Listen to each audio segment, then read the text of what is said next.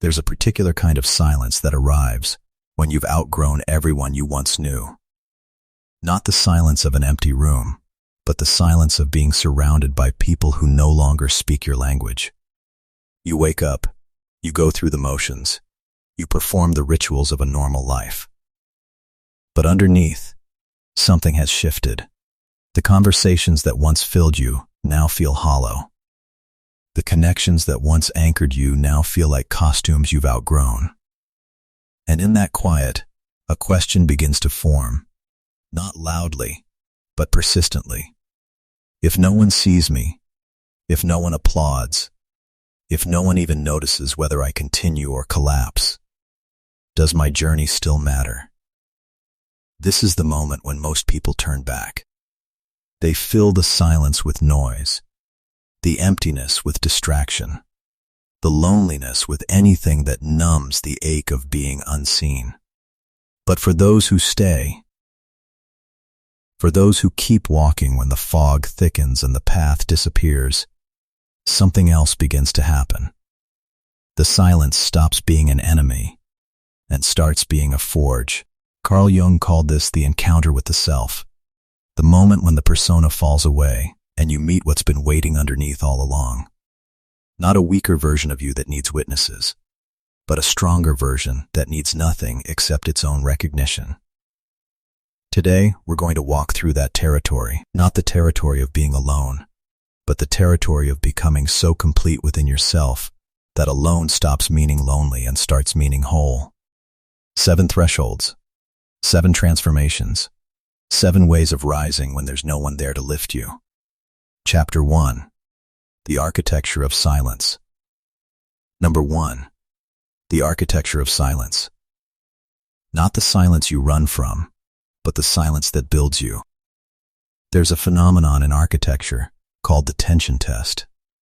Before a bridge can carry weight, before it can support thousands of vehicles and withstand decades of storms, engineers subject it to forces that mimic collapse. They push it, pull it, stress it, until they find exactly where it might break. Only then do they know its true capacity. Only after discovering its weakest point can they trust its strength. Human beings are no different.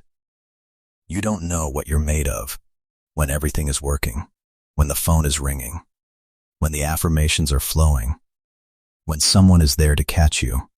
You know what you're made of in the silence, in the gap between who you were and who you're becoming, in the space where no one is watching and no one cares.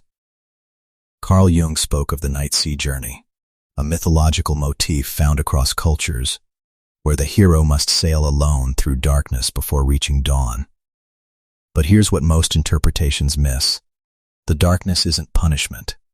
The darkness is preparation. The isolation isn't abandonment. The isolation is insulation. While you're alone, while you're unseen, while no one is cheering or validating, or even acknowledging your existence, something is being built beneath the surface. Roots, Jung would say. Roots that don't need sunlight because they draw their nourishment from somewhere deeper. I once worked with a man who had spent 20 years in an industry that suddenly made him obsolete. Not through failure, but through change. The world moved on and left him standing.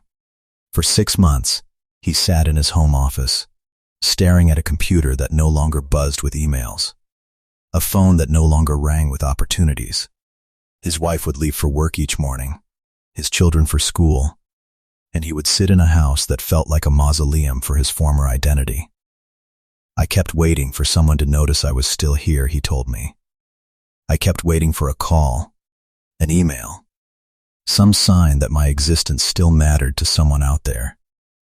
And every day, the silence got louder.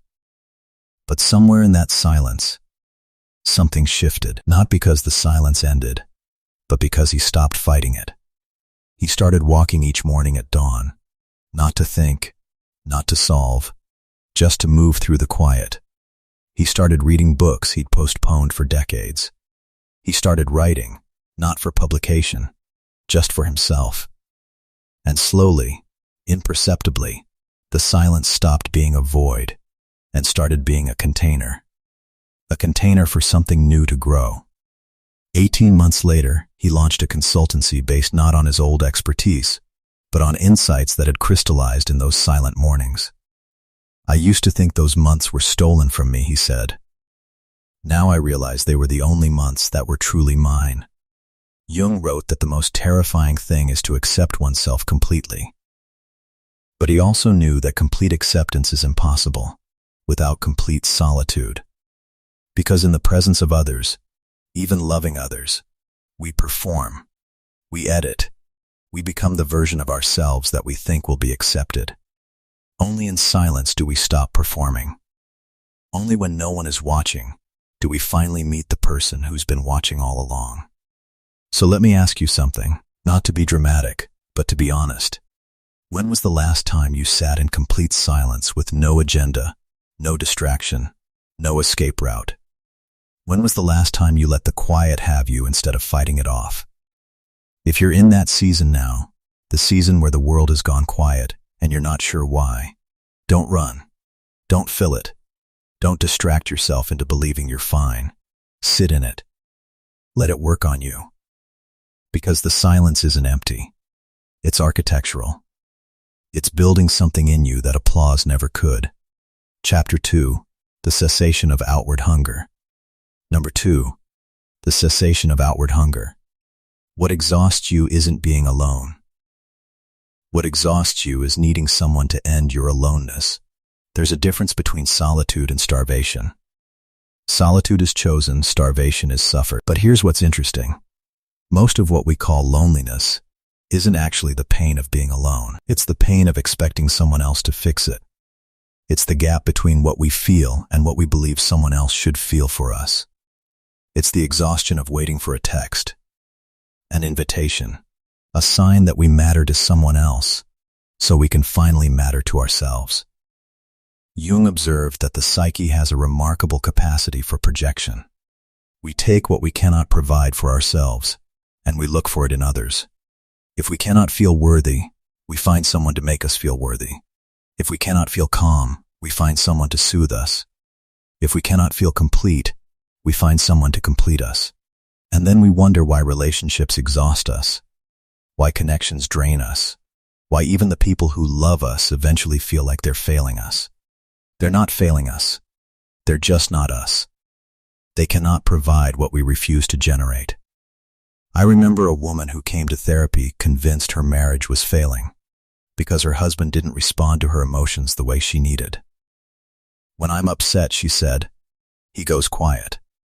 When I'm anxious, he gets logical. When I'm sad, he tries to fix it instead of just holding space. I feel so alone in this relationship, and she was alone. But not for the reasons she thought. She was alone because she had outsourced her emotional regulation to someone who didn't know how to do it, someone who wasn't trained for it, someone who had his own emotional architecture that looked nothing like hers. She wasn't alone because he failed her. She was alone because she had never learned to sit with her own emotions without demanding that someone else sit there with her. The work wasn't about teaching him to respond differently. The work was about teaching her to respond to herself, to place her hand on her own heart when anxiety rose, to whisper her own affirmations when fear arrived, to become the witness she had always wanted someone else to be. Jung called this the process of individuation, the gradual separation from collective emotional dependency. It sounds cold, but it's actually the opposite. It's the only path to genuine intimacy. Because you cannot truly connect with another person until you can survive without them. You cannot truly love until you stop needing love to fill a hole that only you can fill. Think about it this way. If you're drowning and someone throws you a rope, that's not connection. That's rescue. And rescue creates dependency, not love. But if you're standing on solid ground, if you've learned to swim, if you've built your own shoreline, and someone walks up and stands beside you, that's connection. That's choice. That's two complete beings deciding to share space instead of two incomplete beings trying to merge into one? What would change in your life if you stopped expecting anyone else to regulate your emotions? What would shift if you became the one who soothes yourself, who validates yourself, who holds yourself when the world goes cold? Not because you're rejecting connection, but because you're finally ready for real connection. The kind that doesn't drain you, the kind that doesn't leave you checking your phone, waiting for someone to prove you exist. The kind that allows you to be with someone not because you need them, but because you choose them. If you're in that stage now, the stage where you're learning to hold your own hand, leave a word in the comments. Just one word here, as a signal that even in the quiet, you're showing up for yourself. Chapter 3. The Language of the Victim. Number 3. The language of the victim. The stories we tell that keep us small. Here's something you might not want to hear. Complaining feels good. It feels good because it temporarily relieves us of responsibility. When we complain, we are, for a moment, not the ones who have to fix anything. We're the ones who have been wronged, the ones who deserve better, the ones who would be fine if only the world would stop being so unfair. But here's what complaining actually does. It reinforces the neural pathways of powerlessness. Every time you say, "Why me?" you're training your brain to see yourself as someone to whom things happen, not someone who makes things happen. Every time you rehearse the story of how you've been wronged, you're deepening the groove of victimhood. Jung spoke of the shadow, the parts of ourselves we don't want to see. And one of the most seductive shadow figures is the victim. Because the victim gets sympathy. The victim gets to be right. The victim never has to take the uncomfortable step of actually changing anything. The victim just has to keep telling the story. I once knew a musician, extraordinarily talented, who spent 15 years complaining about the industry. The labels wouldn't listen. The gatekeepers wouldn't open doors. The audiences didn't appreciate real art. He could spend hours, literally hours, cataloging every injustice, every slight, every missed opportunity. And there was truth in what he said. The industry is unfair. Gatekeepers are arbitrary. Audiences are fickle. But here's what I noticed. In the time he spent complaining, he could have recorded 3 albums. In the energy he devoted to resentment, he could have built an audience from scratch. In the years he spent waiting for someone else to validate his talent, he could have validated himself 1,000 times over. There's a metaphor in rivers. A stone at the bottom of a stream doesn't complain about the current. It doesn't spend its energy resenting the water that pushes against it. It simply endures. And over time, the very force that seemed hostile becomes the force that polishes it. The stone that once was rough becomes smooth. The stone that once was angular becomes round, not because the river stopped flowing, but because the stone stopped fighting and started being shaped. Life is the same. It doesn't pause because you're hurting. It doesn't adjust because you're tired. It keeps flowing, keeps pressing, keeps shaping. And the only question is whether you'll spend that energy complaining about the current, or letting it polish you into something luminous. Jung wrote, "Until you make the unconscious conscious, it will direct your life and you will call it fate." Complaining is unconscious. It's automatic. It's the default setting of an ego that hasn't yet learned to take responsibility. But when you catch yourself complaining, when you pause and ask, "What is this energy teaching me?" you step out of the unconscious and into awareness. And awareness is where change begins. Think about the last thing you complained about. Not to someone else, but to yourself. The story you told yourself about why you couldn't move forward, why you were stuck, why life was unfair. What would happen if you stopped telling that story? What would happen if you replaced "why me" with "what now"? A viewer once wrote me about a betrayal that had consumed 2 years of her life. Friends she trusted, a business partnership she'd built, all of it collapsed in a matter of months. And for 2 years she told anyone who would listen exactly how it happened. Who did what? Who was to blame? One night she wrote, "I was driving home alone, and I realized I was telling the story to myself, in an empty car, to no one. And I thought, if no one was here to hear it, why am I still saying it?" That was the moment. That was the turning point. She didn't deny the pain. She didn't pretend it hadn't happened. She just stopped rehearsing it. She stopped giving it airtime. And in the space that opened, something else began to grow. Not bitterness, but learning. Not resentment, but rebuilding. Stopping complaint isn't about denying reality. It's about no longer living in it. It's about feeling the sadness, the disappointment, the grief, and then using that energy to build something new instead of just retelling the wound. Every time you stop saying, "Why me?" and start asking, "What can I do with this?" you take another step forward. Not because the pain disappears, but because you stop being its custodian and start being its student. And that's how you rise when no one is there. Not through pity, but through the quiet strength of taking responsibility for your own becoming. Chapter 4. The Invisibility Test. Number 4. The Invisibility Test. The moment when you give your best and no one notices. This is the point where most people quit. Not because they can't handle hardship, but because they can't handle being unseen.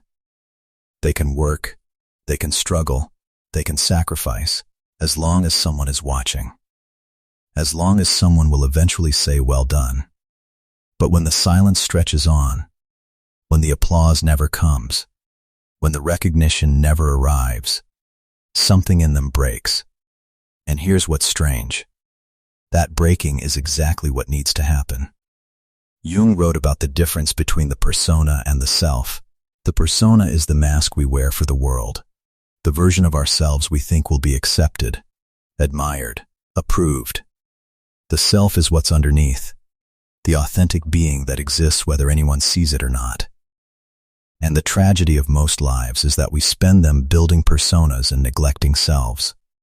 We become so dependent on external validation that we lose the ability to generate internal worth. Think about Cassandra in Greek mythology, gifted with prophecy by Apollo, cursed so that no one would believe her. She saw the truth, saw disaster coming, warned everyone who would listen. And everyone turned away, called her mad, ignored her completely. And yet, she kept speaking. Even in isolation, even in disbelief, even when every word fell on deaf ears, she stayed loyal to what she saw. That's the invisibility test. Not whether you can speak when people are listening, but whether you can speak when no one is. Not whether you can create when people are watching, but whether you can create when the gallery is empty.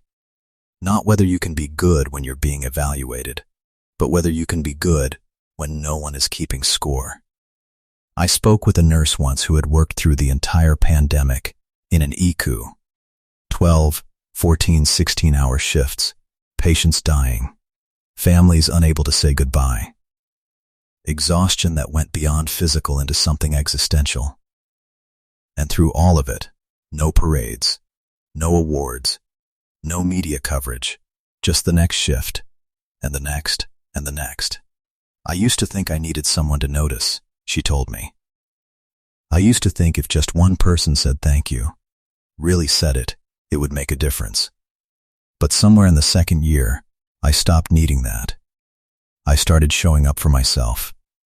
I started keeping a journal of what I'd done each day, not to prove it to anyone, just to witness it myself. And that changed everything. That's the shift. That's the moment when you stop working to be seen and start working to see yourself. When you stop chasing applause and start cultivating self-recognition. When you become your own witness. Jung said, "Knowing your own darkness is the best method for dealing with the darknesses of other people." But the corollary is also true. Knowing your own light is the best method for dealing with the absence of light from others. When you've seen your own worth, when you've felt your own value, when you've acknowledged your own efforts, You no longer need the world to reflect it back to you. You become the source. Think about the last time you did something excellent that no one noticed. Did it diminish the excellence? Did it make the work less real? Or did it just mean that the work had to be its own reward? External validation is a mirror. It shows you what you already have. But if you've never looked at yourself, if you've never seen your own face, the mirror can't help you. You'll keep chasing reflections, hoping one of them will finally show you who you are. But the reflection will always be empty until you've done the work of seeing yourself first. If you're in that place now, the place where no one sees, no one applauds, no one even seems to notice you exist, don't quit. Don't stop because the audience is empty. Keep going. Keep creating. Keep showing up. Not for them, but for you. Because the person who needs to see your work most is the person doing it. And when you finally see yourself clearly, when you finally recognize your own worth, you'll realize you never needed an audience. You just needed to be your own. Chapter 5. The Alchemy of Failure. Number 5. The Alchemy of Failure. What happens when you fall and no one catches you? Here's something we don't talk about enough. After you've done the work, after you've built the strength, after you've learned to stand alone and validate yourself, life will still knock you down. Not because you did something wrong, not because you're being punished, but because falling is part of standing. Because failure isn't the opposite of growth, it's the raw material of it. Jung wrote extensively about the concept of enantiodromia, the tendency of things to turn into their opposites. Strength becomes weakness if it's never tested. Confidence becomes arrogance if it's never challenged. Growth becomes stagnation if it's never disrupted by failure. The falls don't come to destroy you. They come to reveal what still needs healing, what still needs integration, what still needs to be loved. Think about how metal is forged. It doesn't become strong by being left alone. It becomes strong by being heated until it's almost liquid, then hammered until it takes shape, then plunged into cold water, then heated again. The process is violent. The process is uncomfortable. But the process is also necessary.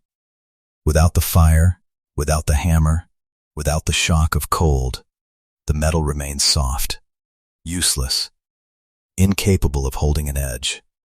I knew a woman who built a business from nothing. 7 years of sacrifice, of sleepless nights, of choosing the business over friendships, over relationships, over everything that wasn't the business. And then, in a matter of months, it collapsed. A partner she trusted made decisions she couldn't control. Contracts she'd counted on disappeared. The things she'd built with her own hands crumbled in front of her. For a year, she couldn't talk about it without crying. For a year, she told herself she'd failed, that she wasn't enough, that she'd wasted the best years of her life on something that would never work. And then one day, a therapist asked her a question that changed everything. What if it wasn't failure? What if it was education? She sat with that question for weeks. What if everything she'd learned in those 7 years, the skills, the insights, the hard-won wisdom about people and systems and herself, what if all of that was the real product? What if the business was just the container, and the container had to break so the contents could be used? 2 years later, she started again. Smaller this time, slower, wiser. Not because she wasn't afraid of falling, but because she'd learned that falling wasn't the end. It was just part of the process. Jung wrote to Freud once, in a letter, that mistakes are the foundations of truth, not obstacles to truth, not distractions from truth. Foundations. The very ground on which truth stands. Because only when we've failed, only when we've been wrong, only when we've lost something we thought we couldn't lose, do we finally understand what's essential and what's just decoration. Think about your own failures. Not the small ones, the ones you can laugh about. The big ones, The ones that still ache when you remember them. What did they teach you that success never could? What did they reveal that comfort always concealed? The phoenix doesn't rise from ashes because it's magical. The phoenix rises from ashes because the ashes are all that's left. The old form has to burn so the new form can emerge. And if you're in the burning now, if you're in the place where everything you built seems to be turning to smoke, don't mistake the fire for the end. The fire is just the beginning of something else. Something that couldn't be born until the old thing died. Rising quickly doesn't mean pretending you're not hurt. It means feeling the hurt, and then, when you're ready, taking one step. Just one. Not because you're fixed, but because you're still here. Not because the failure didn't matter, but because it taught you something that only failure can teach. And that lesson, hard as it is worth more than any success that never tested you. Chapter 6, Will over Weather. Number 6. Will over weather. The capacity to act when inspiration is absent. There's a myth that creative people, successful people, accomplished people, are somehow immune to the emotional fluctuations that plague the rest of us. That they wake up every morning filled with purpose, driven by passion, inspired by vision. And if you believe that myth, you'll spend your life waiting for inspiration that never reliably comes. The truth is more ordinary and more profound. The people who achieve difficult things are not the ones who feel inspired most often. They're the ones who act when inspiration is nowhere to be found. They're the ones who show up on the days when showing up feels meaningless. They're the ones who do the work not because they want to, but because they've decided that wanting is optional and doing is not. Jung distinguished between emotion and will. Emotion comes and goes, like weather. Will is structural, like architecture.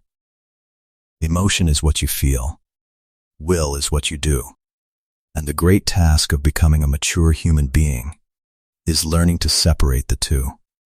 Learning to act not because you feel like it, but because you've chosen to. Learning to move forward not because the path is clear, but because standing still is no longer an option. I think about a single mother I knew years ago. 2 jobs, 3 children, no support system. She woke at 4 every morning, made lunches, got everyone ready, worked all day, came home, made dinner, helped with homework, got everyone to bed. And then, at 10 o'clock at night, she would sit at a tiny desk in the corner of her bedroom and study for the degree she'd been working on for 6 years. One night, I asked her how she did it. How she found the motivation after 16 hours of doing things for other people to do 1 more hour of doing something for herself. And she laughed. Not a happy laugh. A tired laugh. I don't find motivation, she said. I don't even look for it. I just sit down. I just open the book. I just read 1 page. Motivation is for people who have time to wait for it. I don't have time. I just have to do it.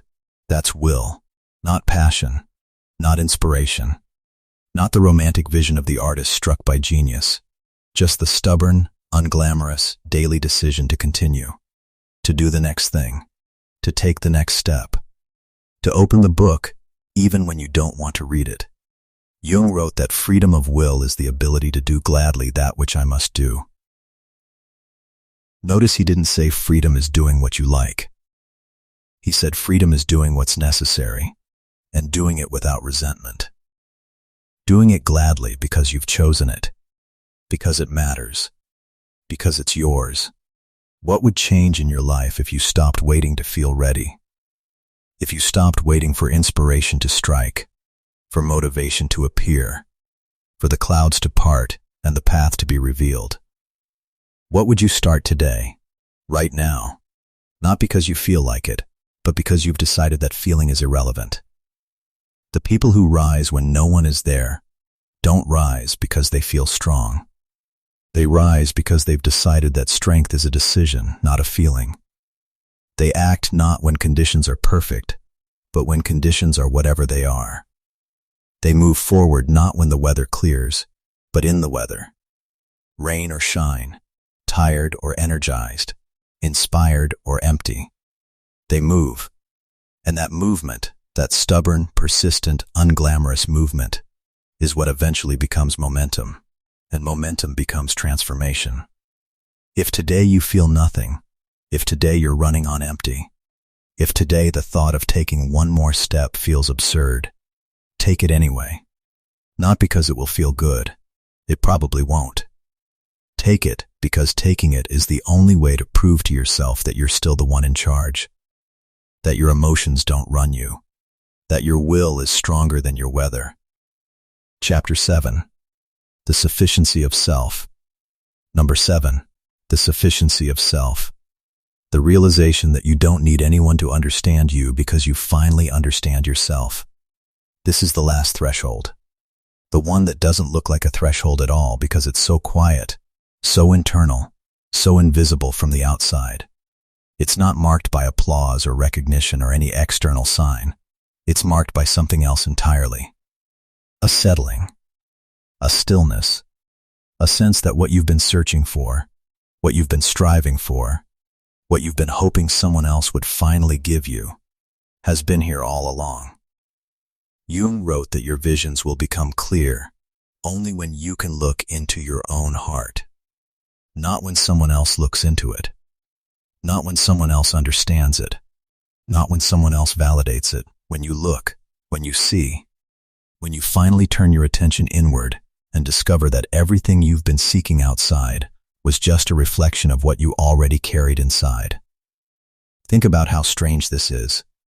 We spend years, decades, entire lifetimes trying to be understood. We explain ourselves, justify ourselves, defend ourselves. We want someone to see us, really see us, and say, yes, I get it, I get you, you make sense. And when that doesn't happen, when people misunderstand or dismiss or simply don't care, we feel empty, incomplete, like we're not really here because no one has confirmed our existence. But here's the truth. No one can fully understand you, not because they don't love you, but because they're not you. They haven't lived your life, felt your feelings, walked your path. They can approximate, they can empathize, they can witness, but they cannot inhabit. They cannot know from the inside what it's like to be you. I think about a painter I once read about. She spent years creating work that she thought would sell, work that she thought galleries would want, work that she thought would finally get her noticed. And it worked, sort of. She sold enough. She got some shows. She had a career. But underneath, she was exhausted, creating not what she needed to create, but what she thought others needed to see. One year, she rented a small cabin by a lake. No internet, no phone, no expectations. Just her and the canvas and the silence.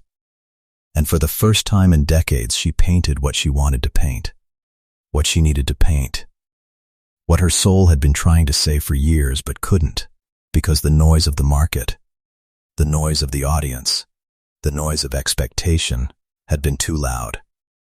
When she came back, the work was different, deeper, stranger, more herself. And something unexpected happened. A gallery in a city she'd never approached saw the work and asked to show it, not because she'd chased them, but because the work itself had a presence that couldn't be ignored. She told an interviewer, "When I stopped trying to be seen, people started seeing me. When I stopped trying to be understood, I finally understood myself. And that was enough." That's the paradox Jung described. When you stop seeking outwardly, you become a center of inward gravity. When you stop demanding that the world understand you, you finally understand yourself. And in that understanding, something shifts. You stop needing witnesses because you've become your own.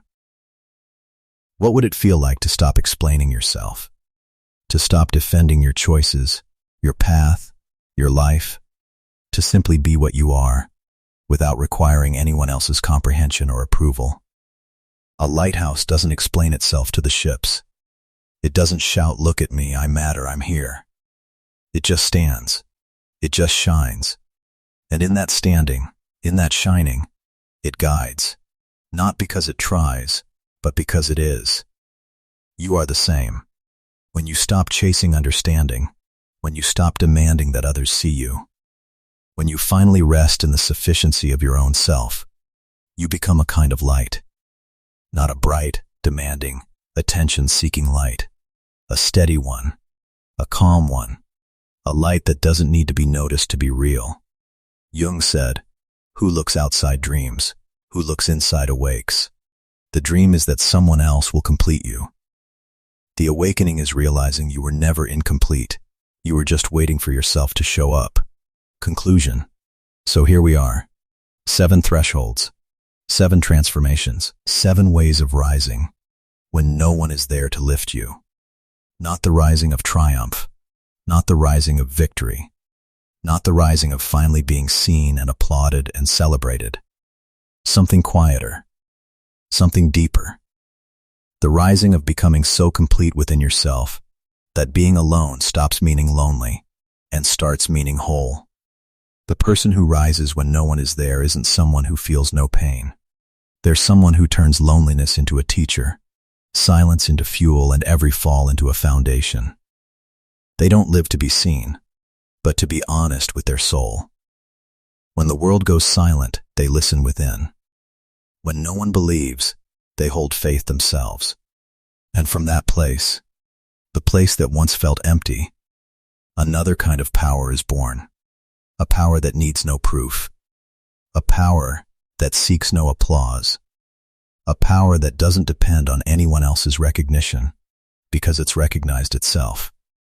Jung wrote, "The privilege of a lifetime is to become who you truly are, not to become who the world wants you to be, not to become who your parents expected you to be, not to become who your partner needs you to become who you truly are. The self that's been waiting underneath all the masks, all the performances, all the desperate attempts to be seen and loved and accepted. That's the journey, that's the work, that's the rising."